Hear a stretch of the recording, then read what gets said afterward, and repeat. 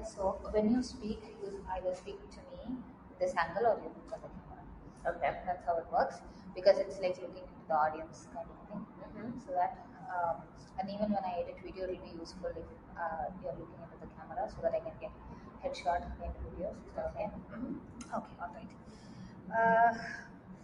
Okay, cool. So I should sometimes look at you, Sometimes look at the camera. Okay, perfect. Hello everybody, I am back and I am back with another exciting guest for you. Hi, this is Monisha, the host of Newcomers to Trailblazers podcast. And I'm here with someone who is going to pronounce her name properly and I'm going to follow it. Tasneem Damji. Damji. See, I followed it right. Tasneem Damji. And when I spoke to her, it will be right to call her the global citizen. Technically, the reason why I say that is because she has lived in many parts of the world and she has visited and supported and facilitated. Let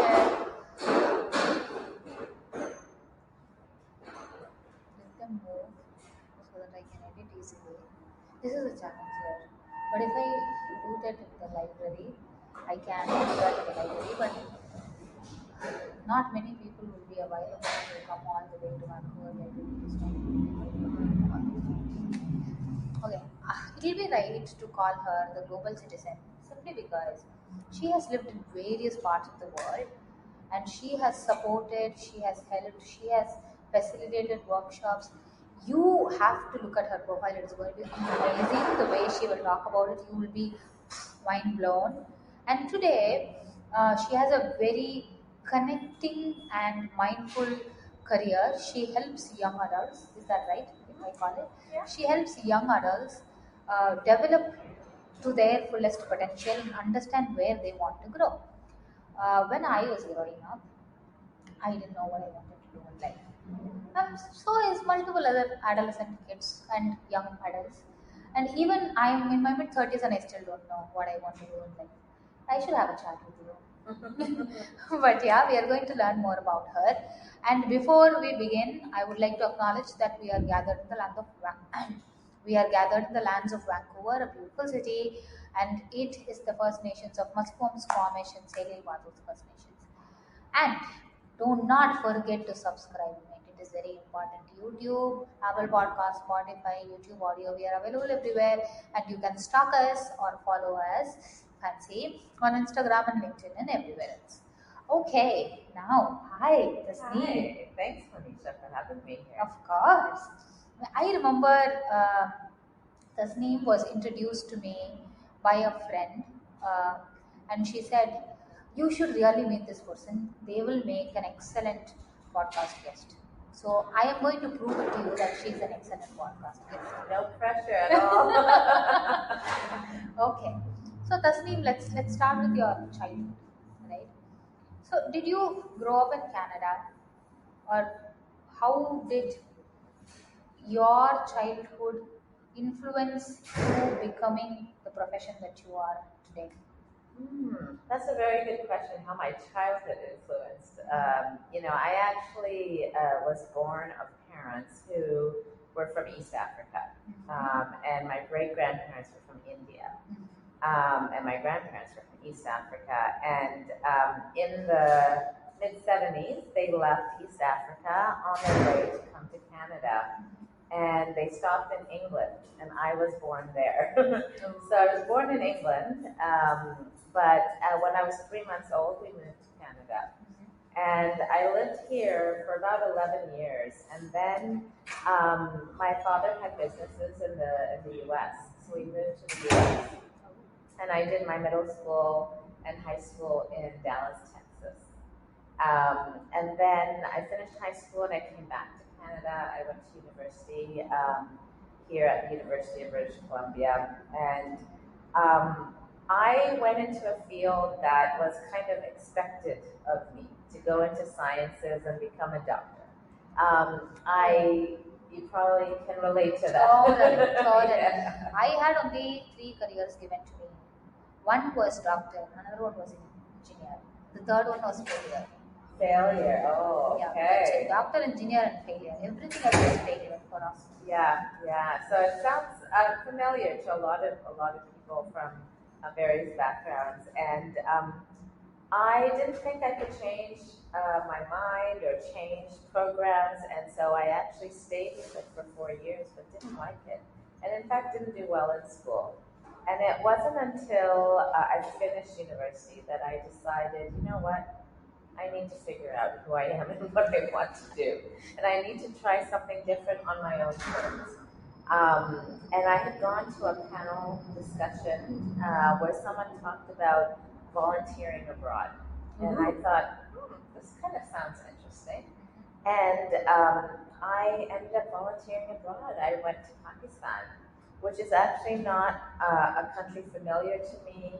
I don't speak the language or the languages there. I don't have any family there, but I was young. I had just finished university, and it's such a nice age where you feel like you can do anything. Yeah.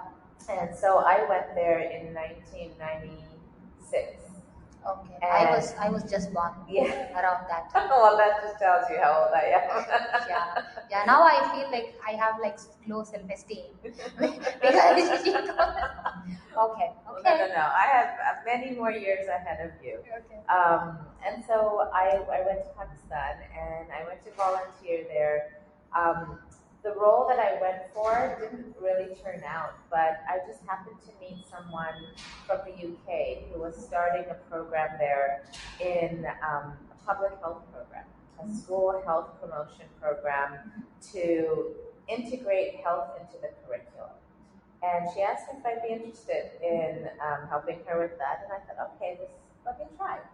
I worked with her for about a little over a year, so from volunteering to working there, and I really enjoyed it. And public health seemed to be something that I was interested in. That was calling you. Yeah, because now I had experience, right? And I thought, maybe now I can go for further studies in this field. So I actually went to do a master's degree in public health in New York, and I did that program. During that program, I had an internship in Bosnia and Herzegovina, working in a refugee camp.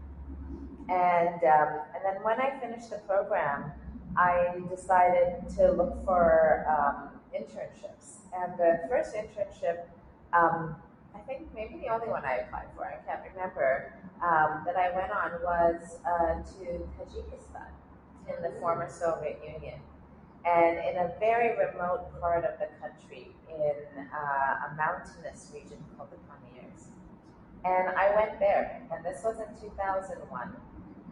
And I was working with people doing public health programs. I was originally supposed to go for a year. I stayed for 3.5 years. And then I came back to Canada. I worked at the University of British Columbia. And about 6 years later, when my son was about 2.5 or 3, we moved to Tajikistan. And I lived there for another 5 years. And doing all kinds of work. High school teacher, workshop facilitator, as you mentioned earlier. And so I know your question was, how did my childhood impact influence? And I think probably, because I've never really thought about it, my family was traveling and living from different places,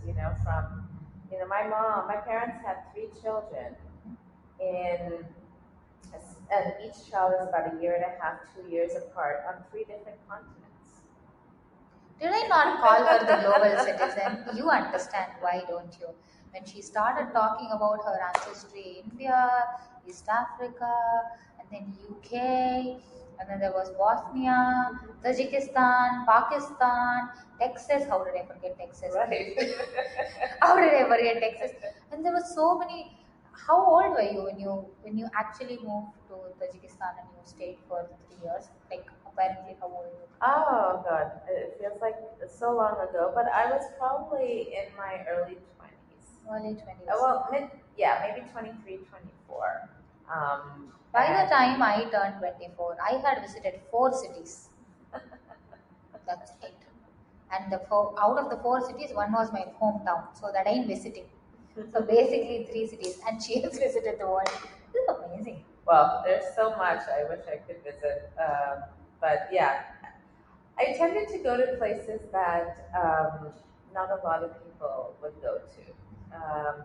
I mean, Pakistan is a big country, many people go, but I was, I had just finished university. I was a young woman in a difficult time in Pakistani history, and in terms of safety, it was actually not very safe for a young woman to be.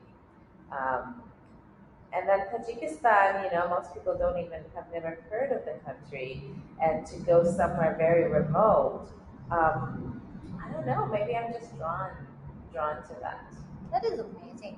And having to understand that you already mentioned that you went through a 4 year degree even though it wasn't something you enjoyed and you were not drawn to it, but you were also given the opportunity to try and check, hey, maybe I can try it out, and many people don't have that opportunity. Even today, forget about them, even today so many people don't have that opportunity. For me, like I said, three careers, and out of the three careers I did one. I'm an engineer by degree, never used it in my life. Yeah. Never used it in my life. And I still question myself about what I want my career to look like, or where I want to be and how I want to be. And you clearly mentioned that because your parents traveled a lot and three different children from three different continents and had given you the exposure, and as a young woman you were bold and courageous and you had the opportunity to travel. Today, how do you use that experience in your work? That's a really good question. I mean, I don't think I was very bold when I was in university because, I now say if I should have changed my path, but actually maybe that was the path for me, and that led me to where I am now, right? If I had changed at that point, I would have been probably somewhere else. But I'll give you an example of how it has impacted me. There was one time when I was living in Canada, and I was asked to interview for a job that I hadn't applied for. I mean, it's the best It situation. still happens, yeah. It happens, does happen. yeah. And I looked at the job description. I thought, wow, I don't fit this. I don't have this. I don't have this. I don't have this. Oh, I have this. I don't have this. I don't have this. And this was a job to manage a program, an employment program for immigrant women in Canada. And anyways, I went for the interview. I wasn't sure I wanted the job, but I thought it's a bit, they've asked me to come, I should go, right? So after the interview, I asked them, I said, why did you ask me to come for this interview when I don't Fit have, most of the criteria. yeah, I don't have a background in women's employment except my own journey, right? Yeah, Finding work. yeah. I don't have this. I don't have this. And I remember the person interviewing me said, those things we can teach. What you have is lived experience working with and living with and interacting with people of different cultural backgrounds. And we can't teach that. That is true. And I think that's a really good example of how living in these different places has impacted my career, really, because even now I work with students. Right now I'm working with a student actually in Tajikistan. Ooh. Well, and with internet and technology, it's so easy to So do. much has. And it's a very full circle moment because when I first went to Tajikistan and I was working for an organization there with people doing public health programs, I made many friends there who were from there, and many of them wanted to study university abroad. And they asked me, can you help us apply? And I thought, okay, well, I've studied in Canada, I've studied in the US. At that time, we didn't have the internet. We had these small, books with small descriptions. And I helped some of my friends, applying to bachelor's programs, master's programs, PhDs. And, we'd get together in the evening and I'd help them. I couldn't remember what I actually did with them. And then about 10 years later, I moved back and I found out that many of them had gone to do their bachelor's, their master's, and PhDs. One of them has become a very good friend of mine. And she went to do her master's degree at Columbia University in New York in social work. And she currently lives in New Jersey. And recently she asked me, she has a niece in Tajikistan who's in grade 12. And she said, I'd really like it if you could help her with the college application process. And so every Saturday morning, 6 in the morning, because of the time difference, I work with her niece. Ooh. And it's such a full circle moment, that I worked with her aunt, who is now a professional in the US, and now I'm working with her. And, I think living in different places, interacting with people, not just traveling, but living there, has allowed me to connect with people from different cultural backgrounds. Sometimes many people living in their own countries, they have experiences working with other cultural employees. Say example, I work for an MNC and I am handling different countries like Singapore and Malaysia and other parts of Asia. So APAC, Asia Pacific, is a profile that people have, and that is highly valued in so many countries, having a multicultural profile. That the lived experience is what people look for, and so many people have highlighted that it is difficult to move from one country experience to multicultural experience, and many new immigrants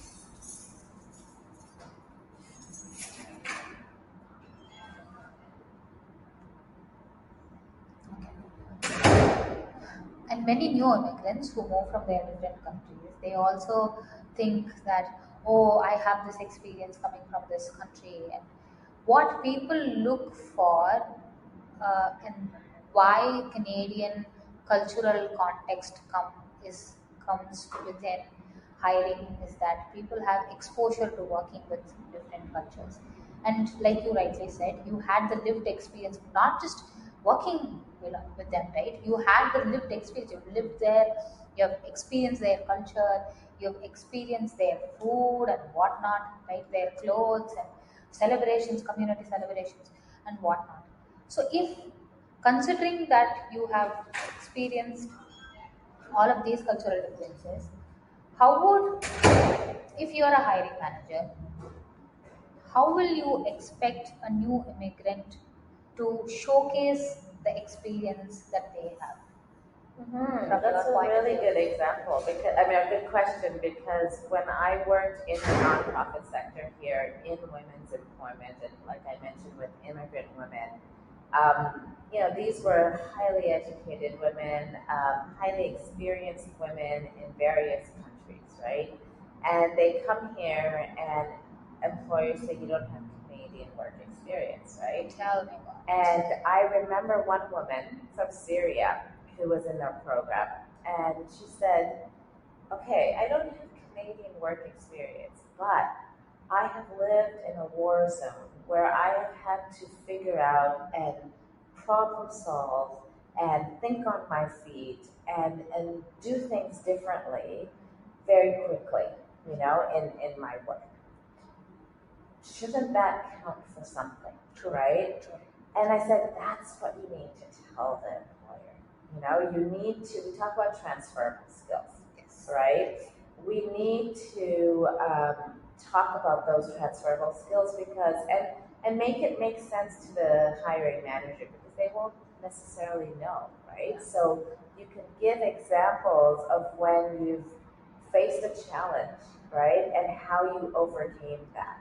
Or you were working on a project and you had made the plans and it didn't work out. What did you do? And related to the job that you're applying for, right? And the thing is, like, I'm not an immigrant to Canada, but I did feel like an immigrant To all other countries, to all I'm these sure. other countries. Yes, yes. But I did feel it when I came back to Canada. Okay. Because when I came back to Canada, I wanted employers to value what I had done abroad. Yeah. Okay. Yeah. So even though I'm from here, Yeah. and I have an education here and whatnot, what I wanted them to see is my experiences from abroad. So I felt like an immigrant at that time. And I remember applying for many jobs, many different jobs, right?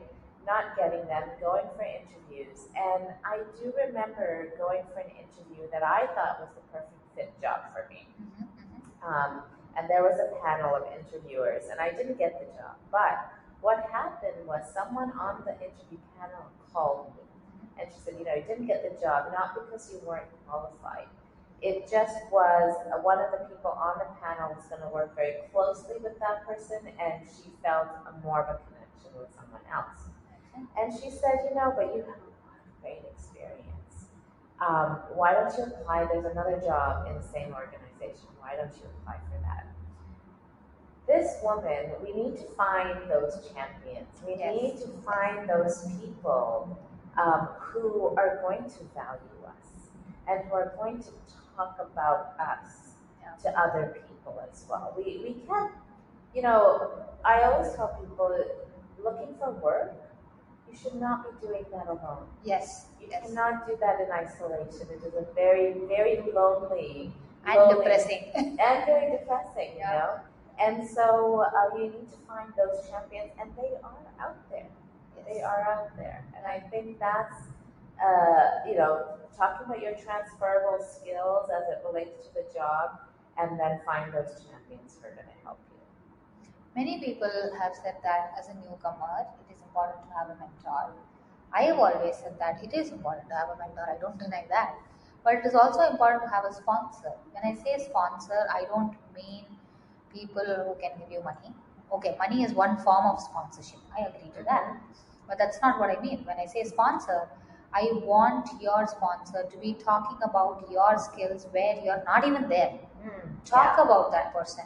So I make sure at least I talk about a couple of people, women, men. I don't care about gender. I speak about, hey, you know what? You should connect with this person. They do amazing work in the space that you are working as well.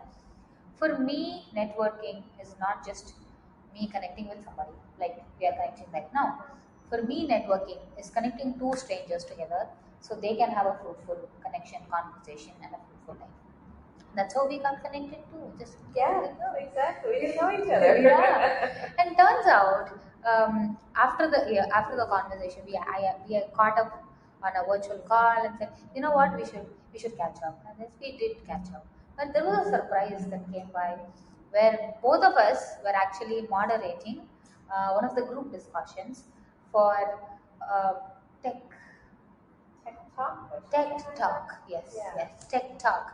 Tech Talk Plus for 5 years anniversary celebration, I believe. A Tech Talk Plus, and we couldn't get the opportunity to actually catch up. Yeah. So knowing that you work with immigrants every day or a regular basis, right? So knowing that you work with immigrants every day, how is that different from working with young adults? Because when you say you have worked with immigrants or people who have experience, employment programs and all of that, they come with experience, right? So they are adults basically, right? They own up to their challenge. They don't have a choice, that's it. They own up to their challenge. But young adults need a different kind of mindset. They are all over in a good way. They are all over. They are exploring. They want to try different things. How is it different to coach young adults that you are pursuing right now? I think there's some similarities actually. Yeah, I think, when we're talking about immigrants finding work in the Canadian context, let's say, and you're trying to talk about your transferable skills, you are trying to tell your story, right? You are trying to share examples from your life when you have done things that are relevant for that job. When I am helping young people, let's say with university applications, many university applications require them to write essays. Oh, And yeah. these essays are not academic essays like they learn in school. These are personal essays about themselves. So they need to tell their story. Now, the difference, though, so that's the same thing, but the difference is that the immigrants coming have a lot of experience. They're older, they have many stories to tell. When it comes to young people in high school, they don't think they have something valuable to share. I think even adults feel that way, but I totally get what Yeah. young adults feel. Even today, I feel like I have accomplished nothing. I have done no work, and I don't know what to add. But I'm sure when they are adolescent or in their high school, they must feel, oh my God, I have done like literally nothing except to educate and play sports.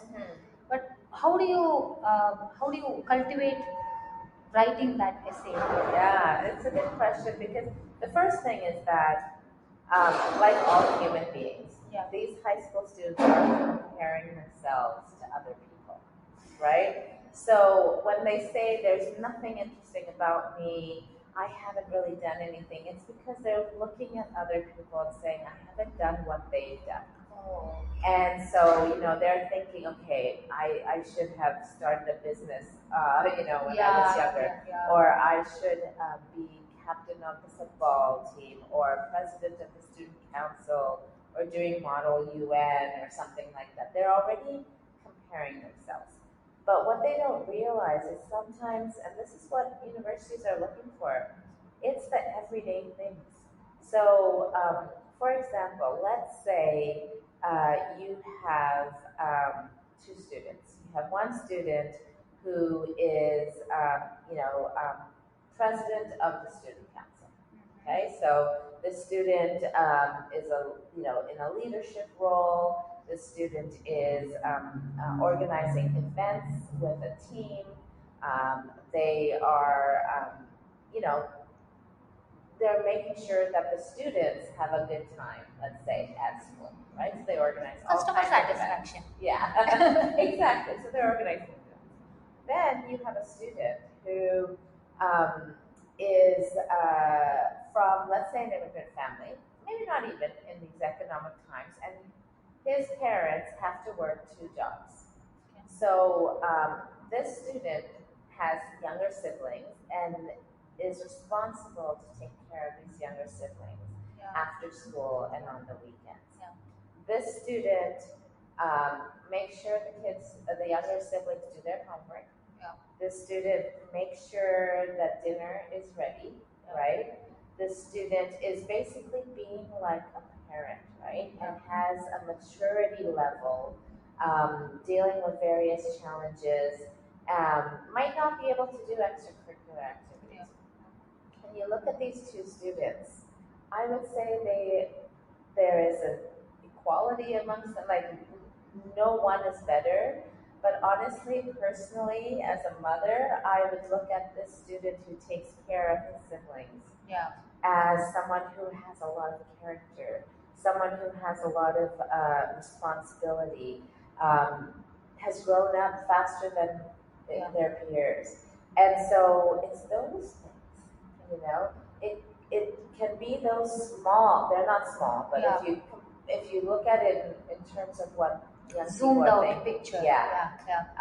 it's equally important and sometimes more important. So I work with them very closely to, I'm this outsider. I don't know them at all. So I ask a lot of questions and I get them to tell me about their lives and what they do. And then I say, oh, you mentioned this. Can you tell me more about this? So I'm able to kind of ask them things and get them to talk deeply about things they never thought they would.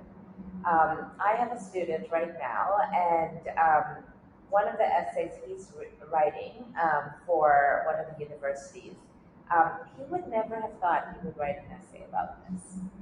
But he mentioned something like this to me about how he, in one of our early calls, he talked about how he goes to his grandparents' house every Saturday for lunch. And he's been doing this for many years.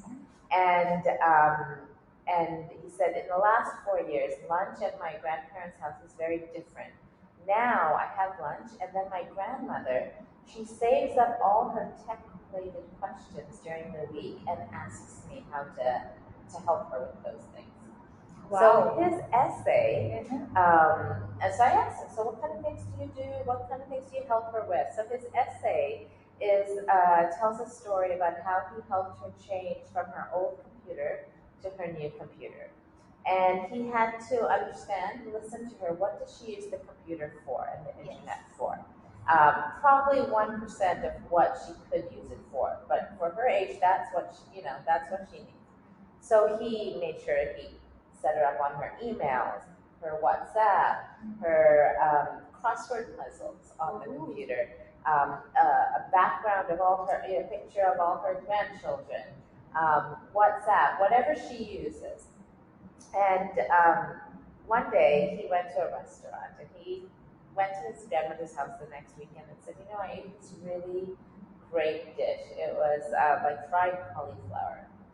The next time he went to her house, she had made that dish. Wow. And how did she learn?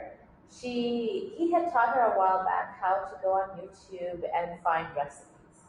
And that's what she did. And that is what his story is about. And he reflects then what he learns from this experience. The importance of listening to people, the importance of, he could do these things very fast. She wants an explanation about all these things. It takes time, so he has to communicate with her in a very simple way so she can understand it, right?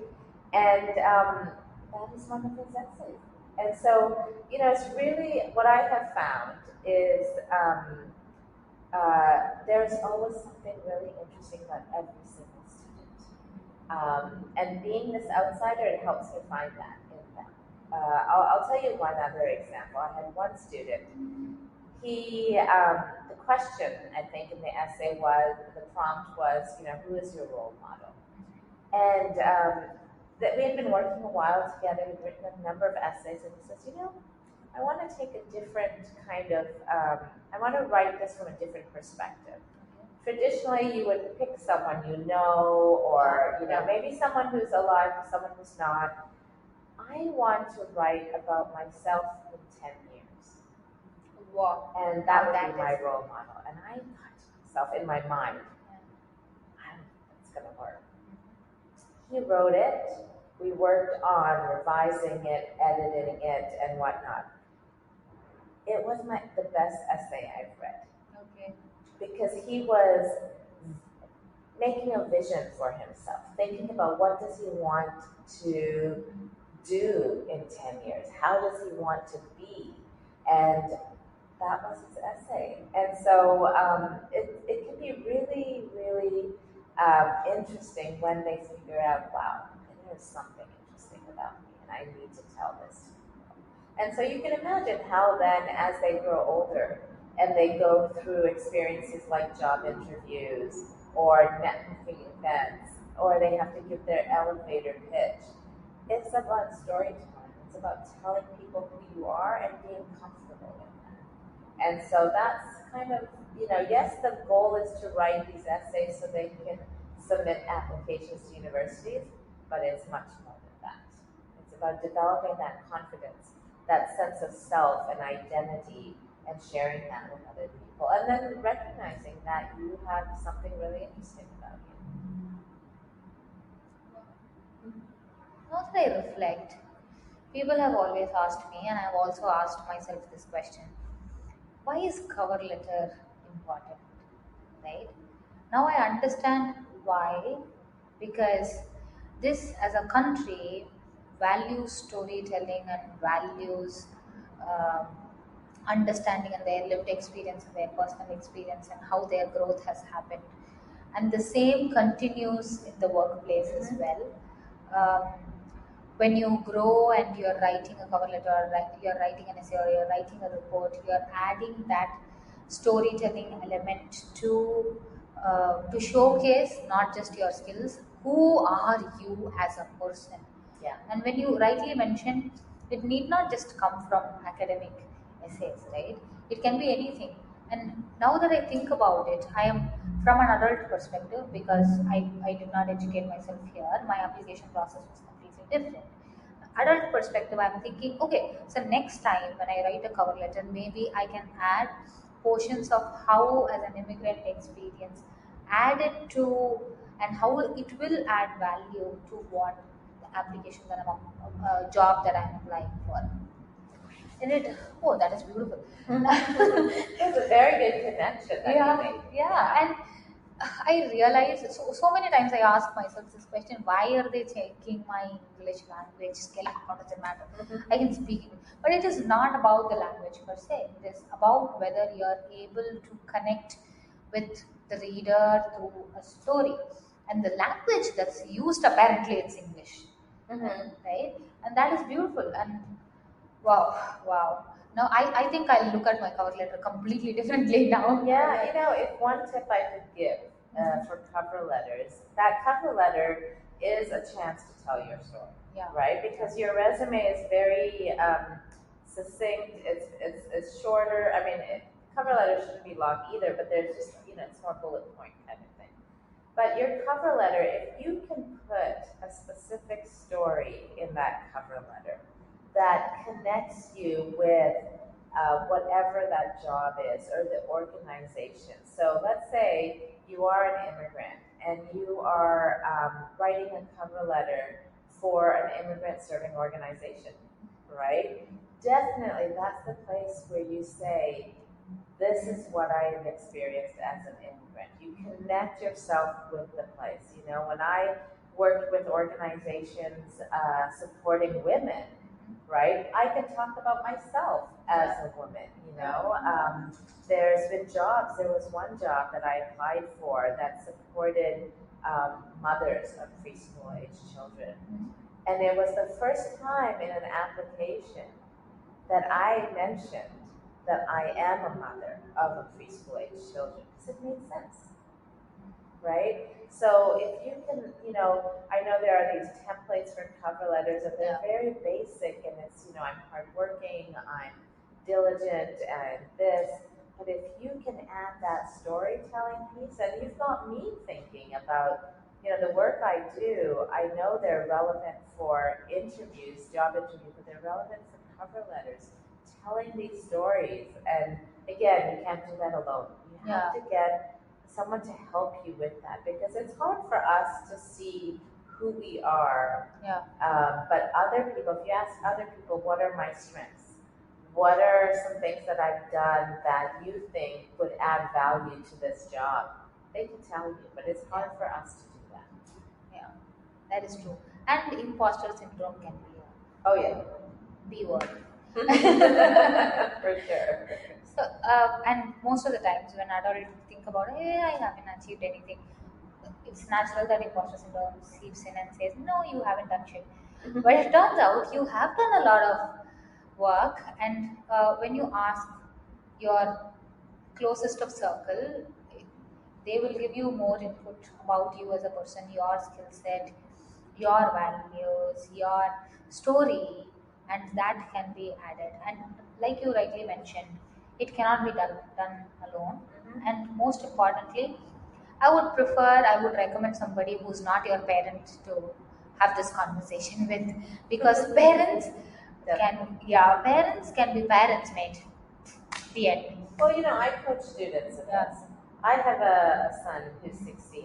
And in that same process, it's harder for me to do that with him from his perspective and my perspective. It's a much more emotional. I'm not this outsider. And he might think, oh, you're my mom. You're going to always say good things about me, right? That is so different. That is so eye opening. In fact, I didn't think of it in this way, but I understand why. All of a sudden, I understand why cover letters are important. I've always been against it, but Mystery solved. Yeah, took me a moment to, so that's why. Kind of, that is very instrumental, to be honest. But having that, you mentioned you have kids and you help kids and you have helped adults understand. What is that something you do for yourself to keep yourself, um, you know, to keep yourself high enough so that your abilities are transferred to the people who are seeking help from you? What do you do for Oh, this yourself? is definitely a work in progress. And so, it's always something I'm learning. Um, Definitely, one of the things that's really important for me to do is I found something that I really enjoy exercise wise. Okay.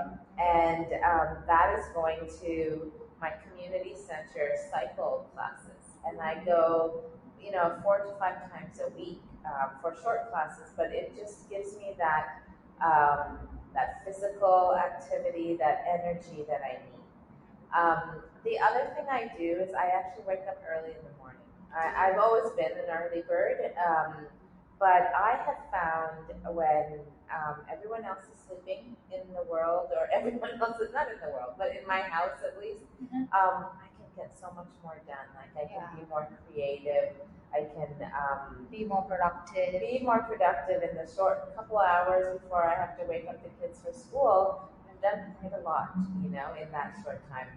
But I think the other thing, and I'm still figuring this out, is volunteering is very important for me. What I meant by still figuring this out is right now on my plate, I have a lot of volunteering things I'm doing, and I feel like it's too much. But I'm at the stage in my life where I have some expertise that I can share. I have some very clear interests and passions, and so I volunteer in those areas. And one of the things that I did today, actually, at 6 in the morning, was something that I'm so excited about. A friend of mine told me about this volunteer opportunity to mentor women in leadership positions in different parts of the world. And today I got to meet my mentee for the first time, and I spoke with her, and she lives in Kabul, Afghanistan. And so we were having this conversation, me in Vancouver, her in her home in Kabul. And we got very lucky because 5 minutes before we were supposed to talk, there was no electricity for some hours, and the electricity came back. Just time. Just in time. And, that conversation we had was so special for me because, again, I was being able to, it feels like we've known each other for a long time. We were able to build a connection with someone I don't know. I've lived in that part of the world, but I have not lived in that country, which is very different. Yeah. And I don't have similar experiences to her, but we were able to connect with each other, and it created a lot of satisfaction in me. And I think finding those opportunities and when you're doing something not for money, there's something different. There's a deeper reason for it, and that really helps fuel me in all the other things I do. I don't think I can live without doing. I could live with doing less volunteering, but no volunteering is another. Yeah, exactly. I think that's really important for me. So many people, I've said this in multiple episodes as well. When I was growing up, I was not grown in a household that uh, prioritized volunteering. I did not grow up in a household that prioritized volunteering. For my family, volunteering meant going to the temple, praying to the God, praying to God, gods, all gods, and then coming back, contributing spiritually, religiously. That is the only thing I grew up with, and Canada has changed that perspective in me, and I have started volunteering a lot. And it is also important to understand. Some might think it is easy to volunteer, but it is not. Uh, and just don't volunteer anywhere and everywhere, right? Identify what you connect with. Identify what comes out of it. I'm not saying monetarily, but what's in it for you matters a lot more as well. Say, assume you're a project manager You can always volunteer with organizations that does project management, right? And there are a lot of non-profit organizations in BC and as well as in Canada. You can find your purpose, align your purpose so that you are creating the right impact, not just for um, your client base or just even for yourself. Make the right impact on yourself, and that is important. Oh God, yeah, it's just a deep conversation. Lots Isn't of it? things. So They could be separate episodes, right? that is beautiful. So we have spoken about a lot of things, right? We have spoken about how your childhood was, how your being an adult, how your career has shifted and taken various forms or places, and how you have moved back to Canada and how was that experience. We have spoken about a lot. I think this is a very heavy episode considering. So now let the table start. Do you have anything that you want to ask me? Mhm. Yeah, I mean, I've worked with so many immigrant women, right? And I understand you've only been here for 2 years. What, and it sounds, I mean, you have your own podcast. I've been thinking about doing a podcast for so long, right? And you're doing it, right? I believe you're working in an area that really aligns with who you are and your skill sets and whatnot. Now, this is the dream for any immigrant. How did you get there? I, like you said, you mentioned that I have the skill set to do so. I didn't. I didn't until a year ago. I honestly didn't. I was trying to identify where I can learn from a platform, the things that I'm learning from through the podcast, where can I learn from through other platforms, and there wasn't a platform. I said, if nobody else is doing it, let me do it. What am I waiting for? And to be honest, when I started podcasting, I didn't know what mics look like. I didn't know what camera we could use. I'm still not educated about cameras or video cameras. I I didn't know video editing. I didn't know audio editing. I didn't know anything. Mm-hmm. But I think the purpose that I felt was okay, I am going through a lot of struggle as a new immigrant, and I'm sure there are many other people who are going through similar struggles, not the same struggles. Everybody's struggle is different. Refugees, it is much more difficult. Or international students, they have their own challenges. PR, they have their own challenges. People who come in as spouse, they have their own challenges. So there are multiple people have multiple challenges, and I wanted, like, if I am able to contribute and ease their pain somehow, I think that's what I wanted to do. And that is how I was like, let's just try it out. What is the worst that could happen? People will not listen to my podcast. Who cares? Yeah. Right? Let me just try it out, and that's how I found this. And apart from that, um, I would also say, uh, being a new immigrant has opened my eyes in many ways. For me, I was like, I was well known in my industry back in India. People knew me. People knew the hard work I was putting in. People across the country. I have worked in multiple parts of India.